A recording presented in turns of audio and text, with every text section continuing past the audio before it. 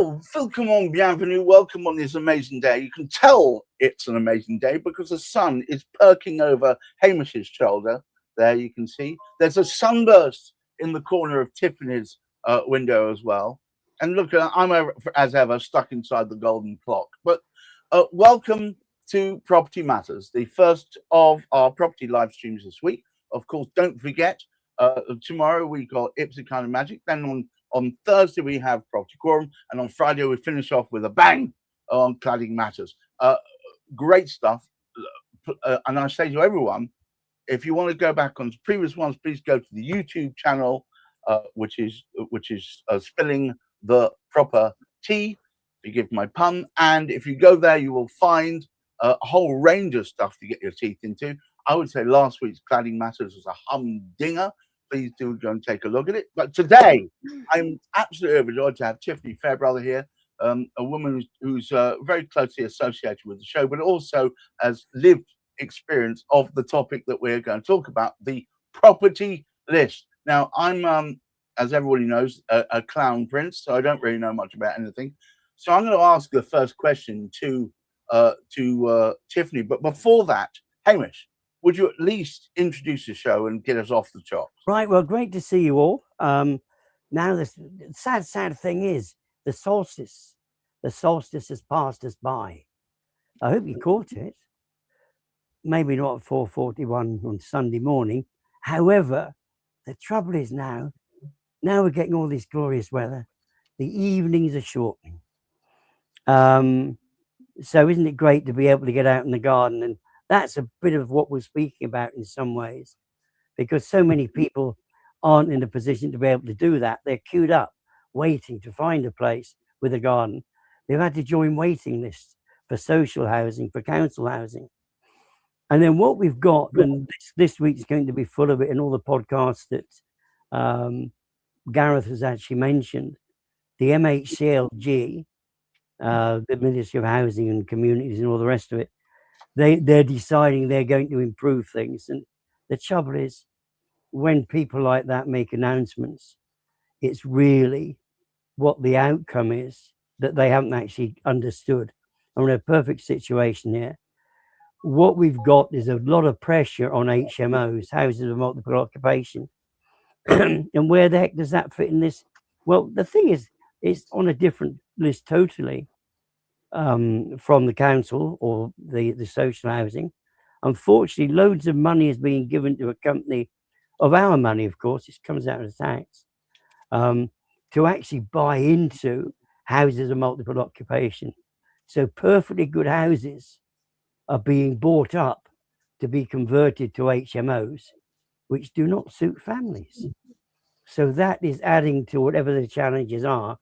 The best we hand over to Tiffany to be able to sort of explain the background even before these additional complications have been brought upon us.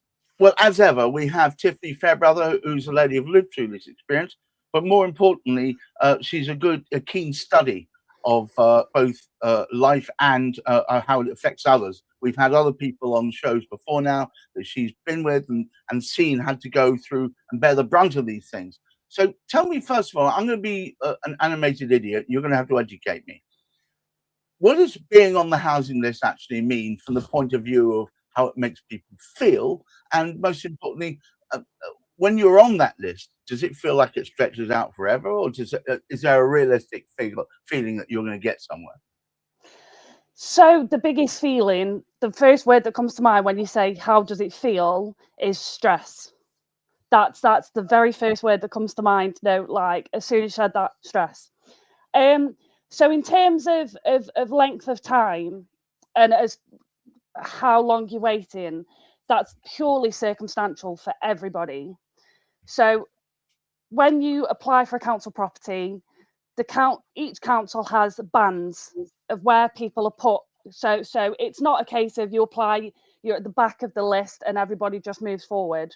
So everybody's put into a band depending on their individual circumstances. So they have band A, B, C, D, and some councils do have E as well, but it's primarily band A to D.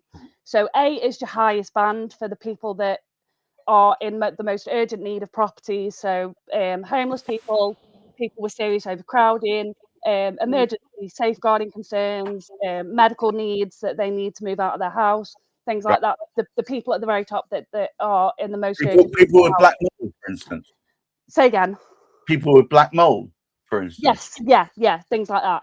You Right. have band B is your high priority, so they do have significant need for housing, but not quite as much as those in band A.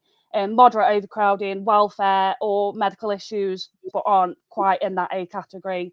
C is your general housing needs, that they do need to move at some point, but they could potentially stay where they are for the time being.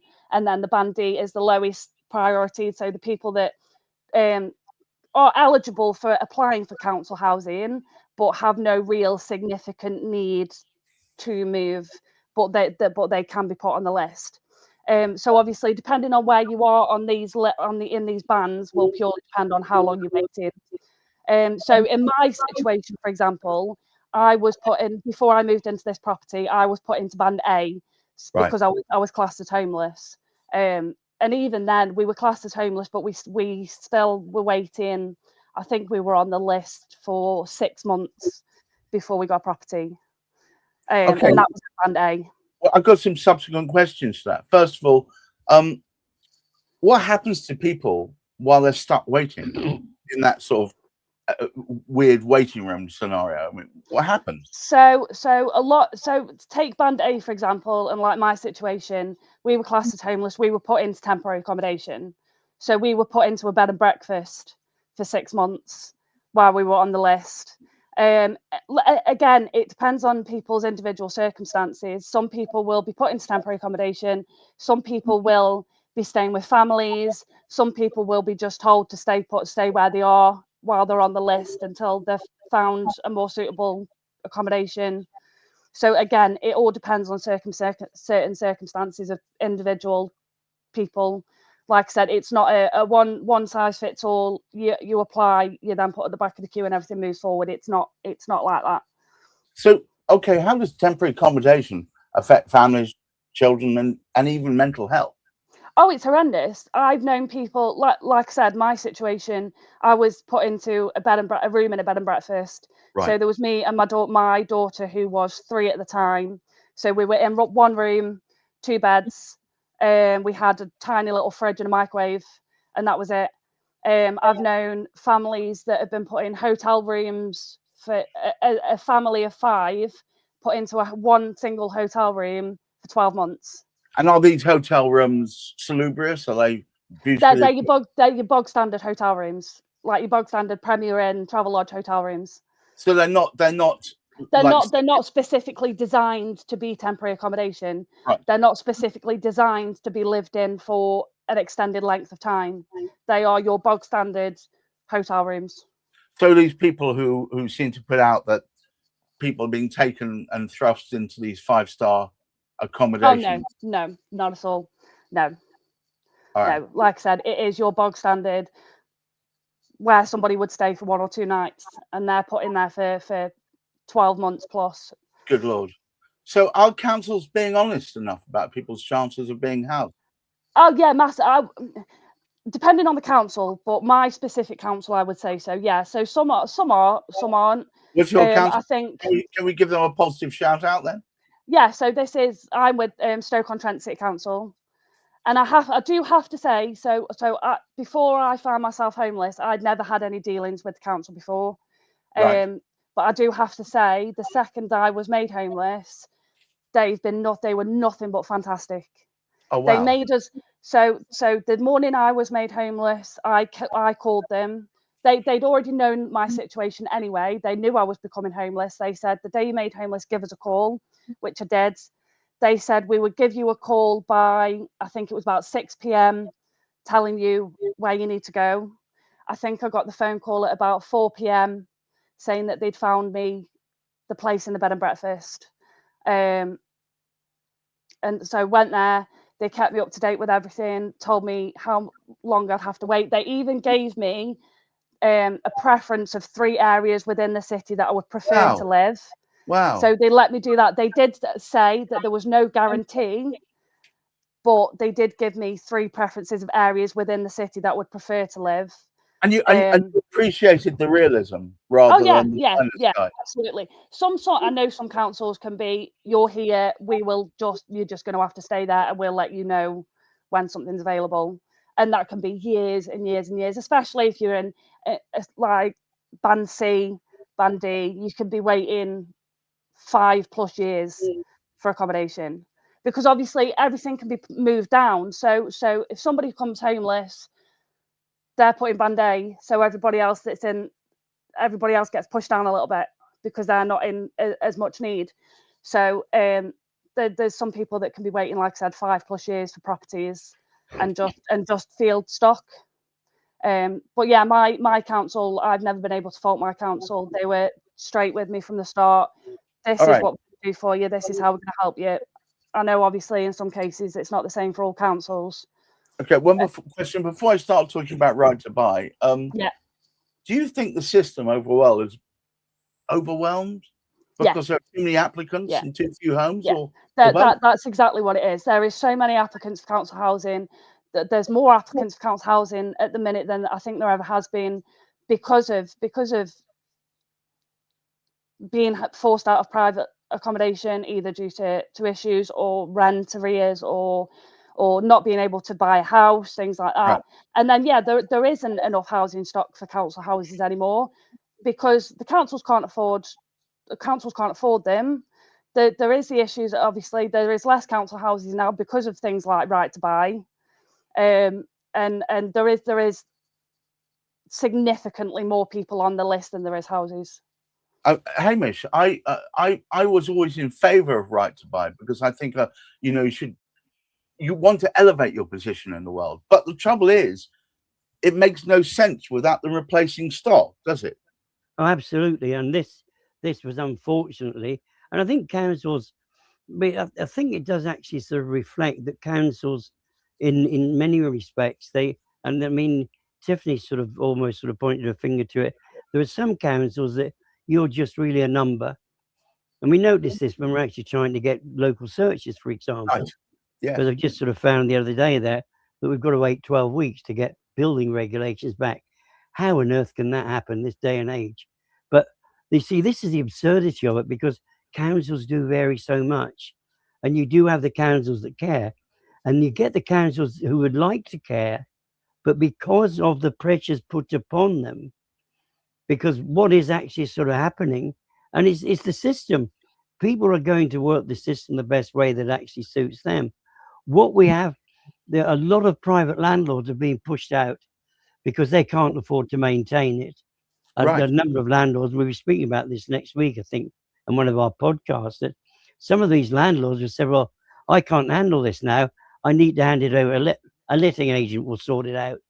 And the letting agent actually, unfortunately, does not enable the same kind of relationship that a private landlord would actually sort of have. So it puts pressure on. But the other thing, adding to the pressures, that we haven't been building enough stock. The population is increasing, and houses are being diverted for other uses.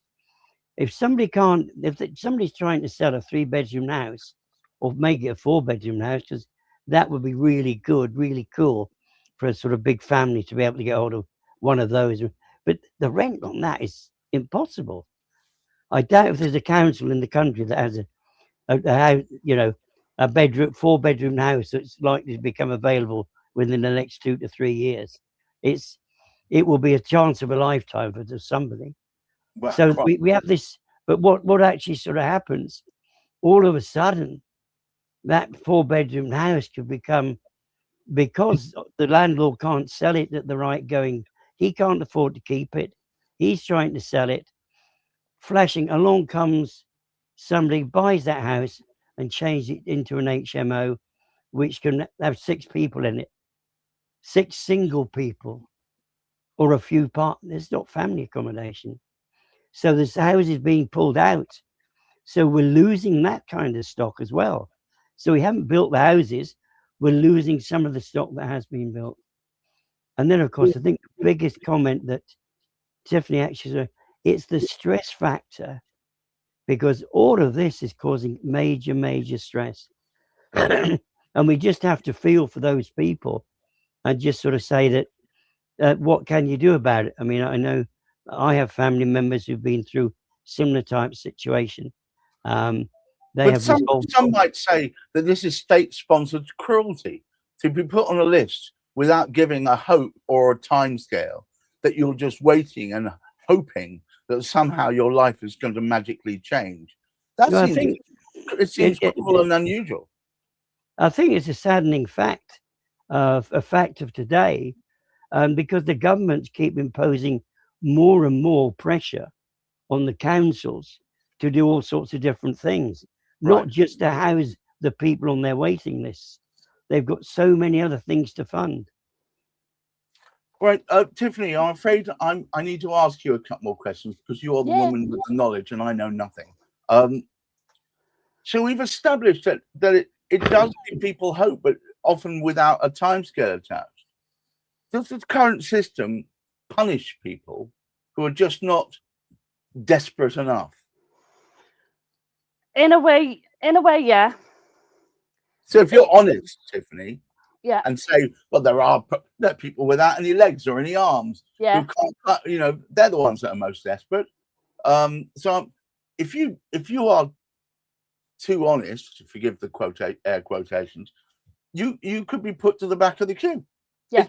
It seems unfair that everyone should get a fair shake of the whip, Yeah.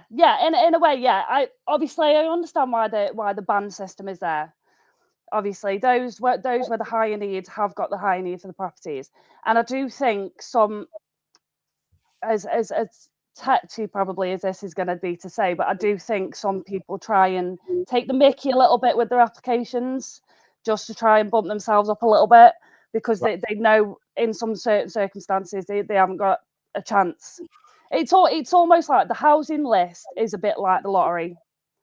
So you put your application in, which is you buying your ticket, and you wait to see whether your ticket comes up. How much power do housing officers actually have, do you think? Housing officers, in a sense of gaining somebody a property, not a massive amount. Do you think it's been over? Because I think until recently, the view was, if I'm extra nice to them, if I grease their palm, I'll suddenly get. And you're saying that actually isn't the case. Housing officers are, in my opinion, better for once somebody's in a property. Right. They aren't massively behind the system of gaining somebody a property. So how do you think all this, particularly being on this, affect children at school?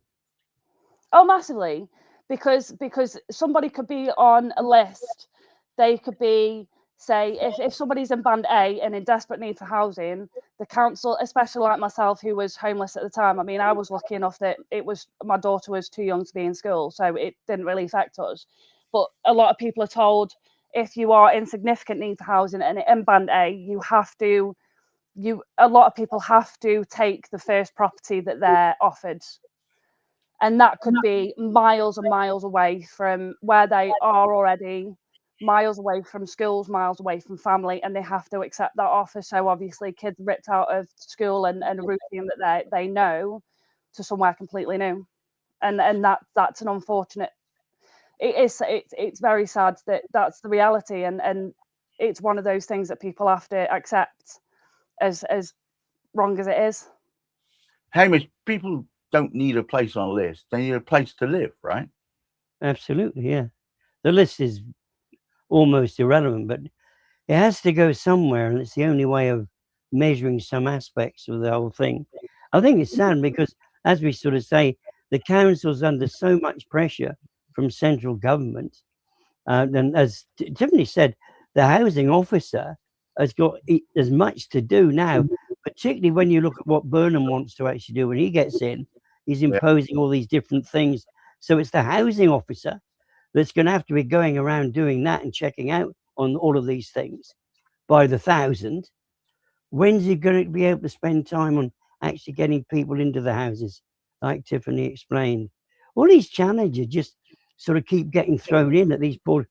It needs to be looked at in a rather different way. Do we care about? I'm just worried at the moment We are in a state of change politics-wise, particularly in the current party. Burnham swooped in, and without getting overly political, I'm just worried about performative politics rather than actual real change. And putting all this extra pressure on a housing office who are then going to be just dealing with numbers rather than people. Yeah. I just don't see how that's going to actually alleviate the problem. It's going to make, maybe it'll get more people through it, but I think it's going to leave a lot of people disadvantaged. Tiffany, one last word from you before I pass back to Hamish, just to summarize. So I think it's a system that is broken. I think it's a system that will continue to be broken, unfortunately. I think it's one of those things that has been going on for so long, it's now stuck. I mean, you consider yourself one of the lucky people, Yes, right? absolutely. Yeah. And I've been here now 8 years and I still don't take it for granted, because I know and I've seen firsthand the amount of families, my own family included, friends in the area that have had the struggles, that are still struggling, and there's no light at the end of the tunnel. Well, Hamish, would you care to take us home, please? I sincerely hope that we can actually see some change, and the problem we do have, and I don't want to, but it's so political at the moment. All we're getting is the same people back in again, who've been messing the system up for years anyway. So if you don't change anything, nothing actually changes. If you've got the same minds thinking about it and you're totally reliant upon those, it does need so much thinking out of the box. Definition of madness, isn't it? Doing the same thing, expecting different results. Well, I mean, the thing is, neither Tiffany and I, nor I, are expert enough to be able to even suggest something, but they definitely have to put somebody in there, a transition, to help the transitional situation, to communicate with people. This is how it is. And be active and know what's really going on. Quite. Because you put politician into somewhere like, wherever Mr. Burnham's gone to. Makerfield. What's actually going to happen? Is he going to be looking after local interests within the area that he's the representative MP? Or is he going to be looking after government issues? Now, this is the same with so many MPs. I'm not just putting it down to him. No, he's got a bigger mess than most. But I think the sad thing is, and I mean, both Tiffany and I think we've come to the same conclusion. If we stick with what we've got, no change will take place. Yeah. And we just have to, well, we can do is feel for those who are trapped in yet another of those sticky pools. Well, there's no let up on the amount of people who are in unfortunate circumstances and need the support. I don't see that diminishing radically, even though undocumented immigrants are at an all-time low at the moment. It's not from there. I think it's just we have a system, as you say, Tiffany, that's fundamentally broken. Hamish, we've got an overload of people needs to be supported, and unless we get new blood or at least new ideas, nothing is going to change. But I say to all of you, thank you for watching. I hope you enjoyed today's sortie into the land of the list. Don't forget, tomorrow we've got Ipsy Kind of Magic, followed by Property Quorum, and finally on Friday our bang crash of Cladding Matters.